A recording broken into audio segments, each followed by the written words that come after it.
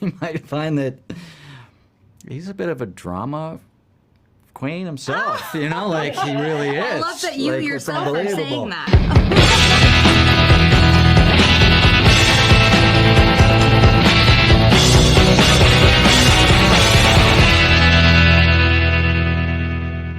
I'm Jasmin from the Antler Queens podcast. Cool. Huge fan of both of you. Thank you very much. Thank you.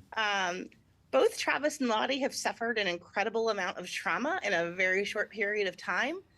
Does having to access those emotions to play such traumatized characters have any effect on your mental health? And how do you let go of the grim subject matter of the show at the end of the day? How do you leave the wilderness? You know, it's interesting. I think the cast do a good job at supporting each other and kind of giving everything we need in scenes.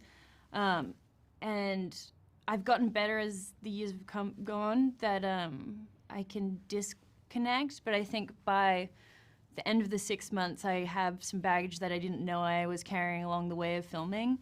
But yeah. I've just, ever since season 1, because I think I knew going into the season that Travis was going to deal with so much loss, I think I've just, like, built up my walls around him and, like, kind of put him in his box, like, every time I leave. Like, I've worked pretty hard to, like, make sure that it doesn't feel any sort of part of my life, but it's tough. Like, it got really tough at the end of season 2 when it was with Luciano and Javi. Like, I can't even deny that. Like, I got chills. Like, it's just, that was really hard to be in a situation where, you know, I'm back looking at the monitor with his mom and dealing with that. Like, that. Well, your brain doesn't know how to, like, tell the difference between things. And I think that's the hard part, that everyone has been cast so well and so, like, to the core, like their characters. So Lottie is always slightly with me because I think I just half am her. Yeah. I just really quickly wanted to say, Liv, I worked with you on the Party Down reboot, and it's been amazing to see your career blow up. Oh my God, thank you. For Jasmin, since season 1, I've believed that Taissa and her alter ego have been an allegory for code switching. Do you see Ty's two sides as a metaphor for the respectability politics that Black people have to adhere to be accepted by society versus Black rage for the indignities that our community continues to face? And will we explore more of Taissa's two sides this season? Sorry. Wow. I love that. The way that I never thought of that. I love that. Thank you. Wow. You know what's funny about this is I'm like, I have two answers. One of them I would give you, it was just us, and one I'll give you now.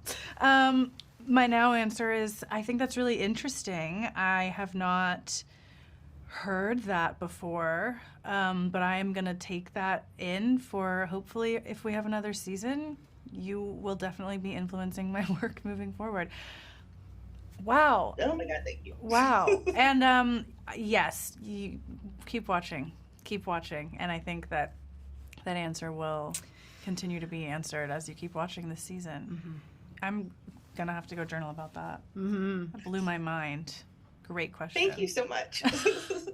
So far in the series, we've explored very little of Jeff's trauma. Mm-hmm. He believed for over a year that two people that he loved very much died in a horrific manner, and then when he found out one of them managed to survive, she's unbelievably traumatized. Will we see more exploration of Jeff's trauma in season 3? And will Shauna realize that she's not the only member of her family that's hiding in interior darkness? I think we're going to discover a lot of things about that maybe we didn't know about Jeff. You know, maybe he started out as just kind of partially on the plate there and just a reactive character, but the more he's allowed to try to affect the current events, we might find that he's a bit of a drama queen himself, you know, like he really is. I love that you like, yourself are saying that. And it's so much fun to play that and to dive into it and be allowed to do that with what they're giving me. Yes. Because it works. Yes, and it's incredible to act across from that. It's the best. And yeah, I think to add to that, I would just say, yes, as this show goes on, we get to dive into all the characters in a deeper way. And so we just get to see, I feel like I can confidently say with Jeff and Kelly, we get to see more of their complexities this season. Yeah. Excellent. Yeah, Thank some you good so stuff. much. The shared trauma bond between all of the Yellowjackets girls obviously runs very deep, and perhaps deeper than the bond between Shauna and her own family. Will Shauna recognize that her hiding her trauma is causing another form of trauma for her own family, and will she kind of embrace and acknowledge the dark sides in her husband and daughter? I don't know that her husband has a dark side. He seems pretty straightforward.